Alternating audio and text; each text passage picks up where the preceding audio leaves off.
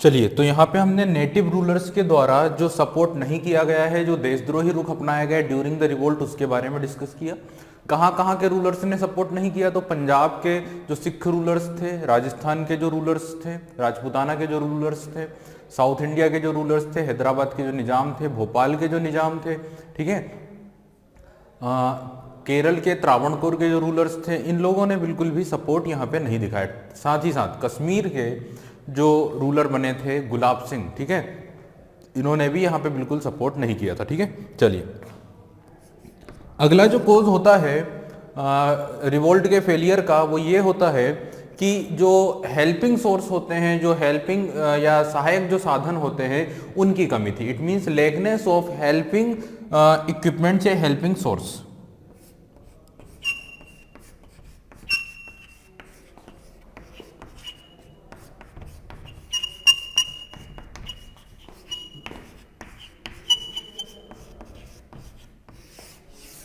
सहायक साधनों का अभाव, ठीक है।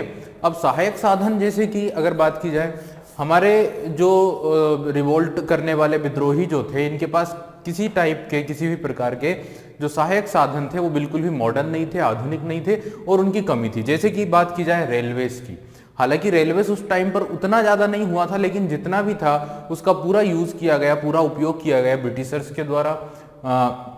लेकिन इंडियंस के पास इस तरह के इक्विपमेंट्स नहीं थे, इस तरह के साधन नहीं थे। डाक की अगर बात की जाए तो वो भी ब्रिटिशर्स ने पूरा यूज़ किया है। अगर तार की बात की जाए तो उसका भी यूज़ किया है। परिवहन या हम बात करें ट्रांसपोर्टेशन की, तो उसमें भी इंडियंस के पास काफ़ी साधन नहीं थे। और ट्रांसपोर्ट अगर हम बात करें संचार के साधनों की, तो वो भी इंडियंस के पास नहीं थे। ये जितने भी सोर्स होते हैं, इन्हें हम सहायक साधन के रूप में समझते हैं। जब भी आप एक रिवोल्ट या एक मूवमेंट करते हैं, तो ये जो हेल्पिंग सोर्स हैं वो काफ़ी महत्व रखते हैं, ठीक है, या इनसे काफ़ी हमें सपोर्ट मिलता है, काफ़ी महत्वपूर्ण ये इक्विपमेंट्स होते हैं। अब देखिए, अगर रेलवेज की बात की जाए, अगर रेलवेज का सपोर्ट होता तो हम इजीली कम्युनिकेट कर पाते, इजीली क्या कर पाते, सर्कुलेट कर पाते इन्फॉर्मेशन को। अगर डाक व्यवस्था इंडियंस के पास होती या रिवोल्ट करने वाले सिपाहियों के पास होती, तो वो अपनी सूचना इजीली पहुंचा पाते, ठीक है। अगर हम वहीं पर बात करते हैं परिवहन के साधनों की, ठीक है, संचार के साधनों की, तो ये सब संचार, परिवहन, बाकी ये जो साधन है, इनकी कमी जो थी वो काफ़ी महत्वपूर्ण है। और इस कमी का भी एक महत्वपूर्ण कारण बनता है रिवोल्ट के अनसक्सेस होने का, रिवोल्ट के असफल होने का। इंडियंस के पास नहीं है, लेकिन ये ब्रिटिशर्स इन सारी चीज़ों का, इन सारे इक्विपमेंट्स का पूरी तरह से क्या कर रहे हैं, यूज़ कर रहे हैं, पूरी तरह से इन चीज़ों का उपयोग कर रहे हैं, ठीक है। अगर हम बात करें 8th नंबर पे 8वें कारण की, जो फेलियर का एक और कारण है वो ये है कि जो नंबर ऑफ सोल्जर्स थे, सिपाहियों की जो संख्या थी, उसमें एक बड़ा डिफरेंस था, ठीक है, difference in the number of soldiers.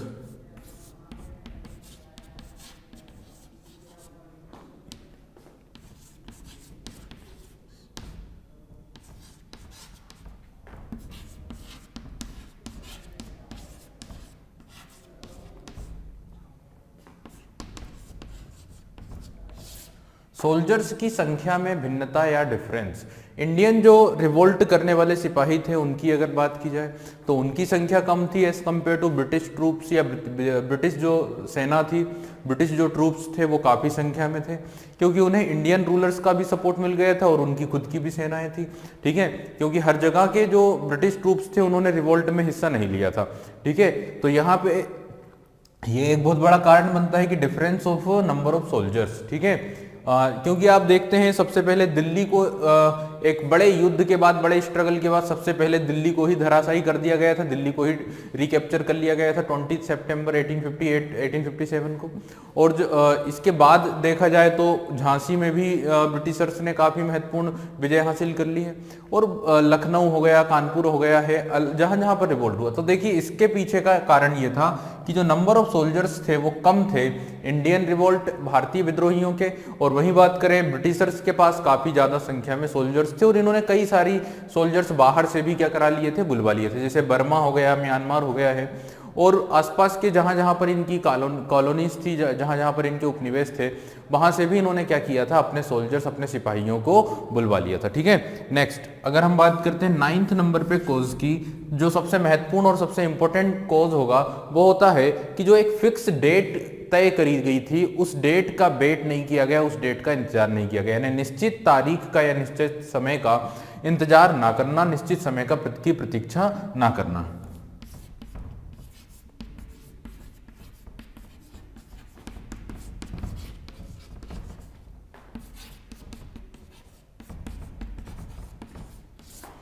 जो फिक्स डेट या फिक्स तारीख तय करी गई थी वो ऐसा इतिहासकारों के द्वारा बताया जाता है कि 31 मई 31 मई में तय की गई थी। 31 मई की जो डेट थी वो तय की गई थी रिवोल्ट की, ठीक है, 31 मई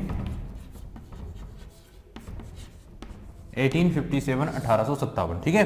लेकिन रिवोल्ट काफी पहले शुरू हो गया, ठीक है, किसी स्थान पर पहले हो गया, किसी स्थान पर बाद में हुआ, कहीं पर कब हुआ, कहीं पर कब हुआ, अलग अलग तारीखों पर रिवोल्ट जो है वो हुआ था। तो ये एक साथ अगर एक तारीख को होता तो रिवोल्ट सक्सेसफुल होता, जो रिवोल्ट करने वाले नेताओं ने, लीडर्स ने तय करी थी 31 मई। लेकिन जैसा कि हमने देखा कि जो हमारे मंगल पांडे नामक जो सिपाही थे जिन्होंने सबसे पहले रिवोल्ट कहां से डिक्लेयर कर दिया था, मेरठ से। जो घटना उनके समय पर हुई थी 29 मार्च 29 मार्च को, ठीक है। उसके बाद अगर देखा जाए तो रिवोल्ट 10 मई को मेरठ में हो गया था, ठीक है। मेरठ के बाद अगर देखा 29 मार्च को कहां पर हुआ था, बहराम बैरकपुर में। बैरकपुर में कौन अपॉइंटेड थे, मंगल पांडे, जिन्होंने खुद से ही रिवोल्ट कर दिया, अकेले रिवोल्ट कर दिया, ठीक है। और कुछ ब्रिटिश जो सिपाही थे, जो अधिकारी थे, उनकी हत्या कर दी और अपने आप को मारने की कोशिश की, ठीक है। 8 अप्रैल को उन्हें फांसी दे दी गई थी। उसके बाद हम देखते हैं इसके बाद जो रिवोल्ट होता है मेरठ में होता है, ठीक है। मेरठ में 10 मई को रिवोल्ट हो जाता है, फिर दिल्ली में रिवोल्ट शुरू हो जाता है 11 मई को। इस तरह से फिर अगर हम देखें तो जो डेट 31 मई थी उस तारीख का किसी ने इंतजार नहीं किया। फिर हम देखते लखनऊ की, तो लखनऊ में 4 जून को रिवोल्ट डिक्लेयर किया था वहां की जो बेगम थी हजरत महल, ठीक है। कानपुर की बात की जाए तो 5 जून को रिवोल्ट हुआ है, जो वहां के जो पेशवा के जो पुत्र थे नाना साहब के द्वारा, ठीक है। वहीं पर झांसी की बात की जाए तो लगभग मार्च 1858 में वहां पे युद्ध शुरू होता है। तो ये जो बहुत बड़ी प्रॉब्लम थी, बहुत बड़ी मिसअंडरस्टैंडिंग थी, बहुत बड़ा एक देखा जाए तो मिस्टेक की गई थी रिवोल्ट करने वाले लोगों के और जो शासक थे उनके द्वारा। क्योंकि अगर ये 1 तारीख को शुरू होता बड़े स्तर पर तो ऑब्वियसली कि ये पूरी तरह से सक्सेसफुल होने के इसके चांस पूरे थे, ठीक है। चलिए, तो यहां पर हमने डिस्कस कर लिया है the causes of failure of 1857 revolt. Revolt 1857 की असफलता के कारण, जैसे कि सबसे पहला, know all India participation, Bharat के पूरे हिस्से में ये विद्रोह नहीं हुआ, भारत के पूरे भाग पर ये विद्रोह नहीं हुआ, ठीक है। दूसरा जो कोज होता है वो होता है all classes did not join, सभी वर्गों के द्वारा, सभी जाति के द्वारा, सभी कम्युनिटीज के द्वारा इस रिवोल्ट में हिस्सा नहीं लिया गया। जैसे कि बात की जाए तो जो जमींदार थे, जो तालुकदार थे, जो महाजन थे, जो सूदखोर थे, उन्होंने इस रिवोल्ट में हिस्सा या पार्टिसिपेशन नहीं किया था, ठीक है। अगर हम बात करें पुअर आर्म्स एंड इक्विपमेंट्स, अच्छे हथियार या आधुनिक हथियार और इक्विपमेंट्स की कमी थी विद्रोहियों के बीच में। वो अपने परंपरागत हथियारों से लड़ रहे थे, जैसे कि बात की जाए तलवार, भाला, औजार वगैरह, इन चीजों से वो इस युद्ध में पार्टिसिपेट कर रहे थे, ठीक है। पुअर कोऑर्डिनेशन एंड ऑर्गेनाइजेशन, एक संगठन नहीं था, एक समन्वय नहीं था विद्रोहियों के बीच में, ठीक है। विद्रोहियों के बीच में समन्वय अगर होता तो रिवोल्ट सक्सेसफुल हो पाता, लेकिन इनके बीच में समन्वय नहीं हो पा रहा था, इनके बीच में ऑर्गेनाइजेशन या संगठन नहीं बना हुआ था। अच्छे लीडर्स की कमी थी, ऐसे लीडर्स नहीं थे जो इन सभी को जोड़ सकते या एक सेंट्रलाइज प्लान बना पाते। तो एक सेंट्रलाइज प्लान नहीं था, केंद्रीकृत योजना नहीं थी, लोगों के बीच में समन्वय नहीं था, कोऑर्डिनेशन नहीं था, संगठन की कमी थी, ठीक है। नो यूनिफाइड आइडियोलॉजी, तो हर जो विद्रोही थे उन सभी की एक यूनिफाइड आइडियोलॉजी नहीं थी, उन सभी की एक चित जो विचारधारा है वो नहीं थी, समझ गए। सभी लोग क्या है, अलग अलग कारणों से रिवोल्ट में पार्टिसिपेट कर रहे थे। जैसे किसानों की बात की जाए तो उनकी अलग समस्या थी, व्यापारियों की अपनी अलग समस्या थी, सिपाहियों की अपनी अलग समस्या थी। अगर दास्तकारों की बात की जाए, शिल्पकारों की बात की जाए तो उनकी अपनी अलग प्रॉब्लम्स थी।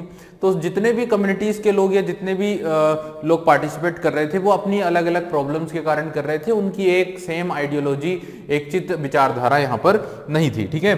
Native rulers did not support, ये सबसे बड़ी प्रॉब्लम रहती है कि हमारे देश के ही जो गद्दार थे, हमारे देश के ही जो शासक थे, वो यहाँ पर बिल्कुल भी सपोर्ट नहीं करते हैं और वो एक प्रकार से देशद्रोही रुख अपना लेते हैं और सपोर्ट किसे करते हैं? ब्रिटिशर्स को, ब्रिटिश शासन के या ब्रिटिश अधिकारियों को, ब्रिटिश सरकार को सपोर्ट किया जाता है इंडिया के नेटिव रूलर्स के द्वारा। जैसे इंदौर के होलकर्स की अगर बात की जाए तो हालांकि इतिहासकारों का कहना है कि होलकर्स जो रूलर्स थे उन्होंने सपोर्ट नहीं किया था, वो एक प्रकार से यहाँ पे उनका सपोर्ट यहाँ पे नहीं देखा जाता है। लेकिन वहीं हम बात करें दूसरी मराठा कॉन्फेडरेसी, जैसे कि बात की जाए अगर ग्वालियर की, तो ग्वालियर के जो सिंधिया रूलर्स थे, जो जयराम जी जो सिंधिया थे, जयराज जी जो सिंधिया वहां पे थे, उनके द्वारा ब्रिटिशर्स का खुलेआम सपोर्ट किया गया। और वहीं पर लेकिन उनके जो सोल्जर्स थे, उनकी सेना के जो सिपाही थे, 20,000 जो सोल्जर्स थे वो सपोर्ट में आ गए थे, किसके? विद्रोहियों के। तो इंडियन रूलर्स ने तो सपोर्ट नहीं किया, लेकिन उनकी जो सेना के सिपाही थे, उनकी जो आम जनता थी, उनका एक प्रकार से सपोर्ट था विद्रोहियों को, ठीक है ना। तो ये एक बहुत बड़ी समस्या, एक प्रॉब्लम थी कि जो इंडियन रूलर्स थे उन्होंने सपोर्ट नहीं किया, रजवाड़ों के द्वारा सहायता नहीं की गई। और इसीलिए हम देखते हैं कि जो लॉर्ड कैनिंग था उसके द्वारा ये कहा गया था कि ये जो 1857 का विद्रोह है ये एक आंधी की तरह है और इसकी एक ही लहर में हमारा पूरा शासन समाप्त हो जाता यदि इन देसी शासकों रूपी अगर बांध यहाँ पर नहीं होता। ठीक है, तो ये जो बांध का मतलब है जो देसी शासक है, इन्हें बांध कहा गया, जिन्होंने इस लहर को रोकने में सबसे महत्वपूर्ण भूमिका निभाई थी और ब्रिटिशर्स की हेल्प करी थी। ठीक है, वहीं हम बात करें तो लेकनेस ऑफ हेल्पिंग सोर्सेस की कमी थी। जैसे रेलवेज की अगर हम बात करें, परिवहन के साधनों की कमी थी, ट्रांसपोर्टेशन के साधनों की कमी थी, संचार के साधनों की कमी थी, तार, डाक, रेलवे, इन सारी चीजों की, इन सारे इक्विपमेंट्स या लॉजिस्टिक सपोर्ट की यहाँ पर लेकनेस था, किसके लिए? विद्रोहियों के लिए। और वहीं पर दूसरी ओर जो ब्रिटिशर्स थे इन सारी चीजों का पूरी तरह से उपयोग कर रहे थे। ठीक है, differences of number of soldiers, तो सिपाहियों की संख्या में भी काफी डिफरेंस यहाँ पे था। विद्रोही सिपाहियों की संख्या काफी कम थी as compared to British troopers या ब्रिटिश सोल्जर्स, क्योंकि उन्होंने बाहर से भी सिपाही बुलवा लिए थे और जो इंडियन सोल्जर्स थे वो भी थे, और साथ ही जो इंडिया के जो देसी शासक थे उनकी भी सेनाएं थी। Did not wait for fix time, सबसे बड़ा कारण यह है कि एक फिक्स डेट तय करी गई थी सिपाहियों के द्वारा या जो लीडर्स थे उनके द्वारा, और जो डेट थी वो 31 मई 31 मई 1857 थी, लेकिन उस तारीख का इंतजार नहीं किया गया, उस तारीख पर रिवोल्ट नहीं हुआ। अदरवाइज हम बोल सकते थे कि 1857 का जो विद्रोह था वो सक्सेस हो सकता था। ठीक है, और जैसे कि अलग अलग तारीखों पर रिवोल्ट हुआ है, जैसे कि मेरठ में सबसे पहले रिवोल्ट 10 मई को हो गया था। ठीक है, और मेरठ से ये रिवोल्ट प्रारंभ होता है 10 मई को, और फिर जो समाप्त होता है वो ग्वालियर में होता है 28 जून 1858 को। ठीक है, और ग्वालियर में ही हम देखते हैं कि 17 जून को डेथ होती है या मृत्यु होती है किसकी? रानी लक्ष्मीबाई की। ठीक है, तो यहाँ पर हमने फेलियर्स की बात कर ली है। अब अगर ओवरऑल देखा जाए इस टॉपिक में तो हमने 1857 के रिवोल्ट के हमने बैकग्राउंड को समझा, बैकग्राउंड के बाद हमने उसके जो मेन कोजेस थे, जो मुख्य कारण थे उनको समझा, फिर जो immediate cause of the revolt था, इस रिवोल्ट का जो तात्कालिक कारण बनता है, जिसमें हमने देखा कि सिपाहियों के आटे में बोन डस्ट मिलाया जाता था, हड्डियों का डस्ट मिलाया जाता था। साथ ही दूसरी जो सबसे महत्वपूर्ण घटना थी वो ये थी कि जो न्यू एनफील्ड राइफल जो प्रयोग के लिए दी गई थी, जो सबसे पहले दी गई थी सोल्जर्स को या सिपाहियों को या सेना में, उसमें एक ग्रीस्ड कार्टिजेस का यूज करना पड़ता था, जो जिसके बारे में ये खबर थी कि उसका जो कवर है, उसके कवर पे जो ऑयल है, जो ग्रीस है, वो गाय और सूअर की चर्बी का बना होता है। यहीं से जो सिपाही थे वो आग बबूला हो गए, वो भड़क गए और उन्होंने उसका यूज करने से मना कर दिया, और ये जो रिवोल्ट था वो खुलेआम आ गया, क्योंकि सिपाहियों को इस बात का डर था, इस बात की शंका थी कि जो ब्रिटिशर्स हैं, जो अंग्रेज हैं, वो उनके धर्म को नष्ट करना चाहते हैं। और इसके कई एग्जाम्पल्स, इसके कई सारे उनके विश्वास पर इस चीज का बल भी मिलता था, क्योंकि सेना में कई सारे ऐसे धर्म प्रचारक थे जो उन्हें ईसाई बनाने का काम किया करते थे, धर्मोपदेश दिया करते थे। कई बार उनके ही ऑफिसर्स उन्हें प्रीच किया करते थे ईसाई धर्म के बारे में। साथ ही साथ अगर देखा जाए तो सेना में ईसाई धर्म अगर कोई एक्सेप्ट करता था तो उसे कई सारे सपोर्ट मिल जाते थे, उसकी सेना में रैंक बढ़ा दी जाती थी। तो ये सारी चीजें थी। तो यहाँ पर सेना के जो सिपाही थे वो भड़क उठते हैं और ये रिवोल्ट क्या होता है? प्रारंभ होता है। तो हमने इमीडिएट कोज की बात कर ली थी, फिर हमने बिगिनिंग ऑफ रिवोल्ट को समझने की कोशिश की, किस तरह से बिगिन होता है, किस तरह से प्रारंभ होता है। और बिगिनिंग में हमने समझा कि किस तरह सबसे पहले बहरामपुर में 19th रेजिमेंट या 19th जो इन्फेंट्री है उनके द्वारा रिवोल्ट किया जाता है। लगभग हम बात करें तो मार्च की घटना होती है। फिर दूसरी घटना होती है बैरकपुर, जो पश्चिम बंगाल या केलकटा के पास है, जहां पे 34th नेटिव इन्फेंट्री के सिपाही जो मंगल पांडे वो रिवोल्ट कर देते हैं। और 29 मार्च को वो रिवोल्ट करते हैं, ठीक है। 8 अप्रैल को उन्हें फांसी पर लटका दिया जाता है या फांसी दे दी जाती है। और उसके बाद फिर मेरठ में हम जो 3rd कैवेलरी के 90 सोल्जर्स को डिसमिस किया जाता है, 85 सोल्जर्स को बंदी बना लिया जाता है और 10 ईयर की उनको 10 ईयर की उनको इम्प्रिजनमेंट में डालने की सजा सुना दी जाती है, ठीक है। और ये घटना होती है 9 मई को, जब उन्हें सजा दी जाती है। और फिर जो होता है 10 मई को मेरठ में ही अपॉइंटेड 2री और 20वीं इन्फेंट्री के सिपाही खुलेआम विद्रोह कर देते हैं, ग्रीस्ड कार्टिजेस को यूज करने से मना कर देते हैं और अपने जो सिपाही थे, अपने जो सैनिक थे कैवेलरी फोर्स के 3rd कैवेलरी के, उन सबको रिहा करके जो शस्त्रागार है उसे लूट लेते हैं। और मेरठ के जितने भी यूरोपियन ट्रूपर्स होते हैं, ब्रिटिश ट्रूपर्स होते हैं, उन सबको मारकर रिवोल्ट को खुलेआम डिक्लेयर कर देते हैं। देन फिर ये लोग अगली तारीख 11 मई को कहां पहुंच जाते हैं, 10 तारीख को ही सूर्यास्त के बाद ये निकल जाते हैं दिल्ली के लिए। और दिल्ली पहुंचकर जो वहां के मुगल इंपीरियर बहादुर शाह जफर हैं, उन्हें इस पूरे रिवोल्ट का एक लीडर के तौर पर, इंपीरियर के तौर पर या मुख्य लीडर बना दिया जाता है, ठीक है। तो ये घटना हो जाती है बिगिनिंग ऑफ द रिवोल्ट। अब रिवोल्ट बिगिन होने के बाद जो अगला टॉपिक हम पढ़ते हैं वो स्प्रेड, एक्सटेंशन और जो सप्रेशन किया गया है रिवोल्ट को, उसको समझने की कोशिश करते हैं। तो जो स्प्रेड एक्सटेंशन होता है उसमें हम देखते हैं कि सबसे पहले दिल्ली में जो रिवोल्ट हुआ है, दिल्ली के बाद फिर हम बात करते हैं लखनऊ में जो रिवोल्ट हुआ है, फिर हम बात करते हैं कानपुर में जो रिवोल्ट हुआ है, फिर हम देखते हैं झांसी में जो रिवोल्ट हुआ है, फिर आरा और जगदीशपुर जो बिहार में आते हैं वहां पे जो रिवोल्ट हुआ है, बरेली में जो रिवोल्ट किया गया है, ठीक है। इन सभी जगहों पर जो जो रिवोल्ट किया गया है और जहां उनके जो लीडर्स थे जिन्होंने रिवोल्ट किया है उनको समझने की कोशिश करते हैं, ठीक है। फिर beginning of the revolt, spread, extension of the revolt, और फिर जो सप्रेशन किया गया है, जिसे दबाया गया है इस विद्रोह को, उसको समझने की हमने कोशिश की और उसको हमने फेलियर्स के रूप में समझा, कॉजेस ऑफ जो फेलियर्स होते हैं। हालांकि देखिए ब्रिटिशर्स ने ना काफी अमानवीय तरीके से इस विद्रोह को दबाया था, काफी बुरी तरीके से विद्रोह को दबाया था। जैसे कि अंग्रेजों को क्या करना पड़ा कि वापस से पुनः से पूरे उत्तर भारत को, नॉर्थ इंडिया को और इवन कई गांवों को, विलेजेस को के खिलाफ भी इन्हें युद्ध करना पड़ा, जंग छेड़ना पड़ी। और कई बार पूरे के पूरे गांव में आग लगाई गई, लोगों को बिना किसी केस के, बिना किसी क्रिमिनल ऑफेंस के फांसी पर लटकाया गया, ठीक है। उन्हें खुलेआम पेड़ों पर लटकाया गया, उनकी बॉडीज लटकाई गई जिससे कि लोग देखकर उससे डर सके।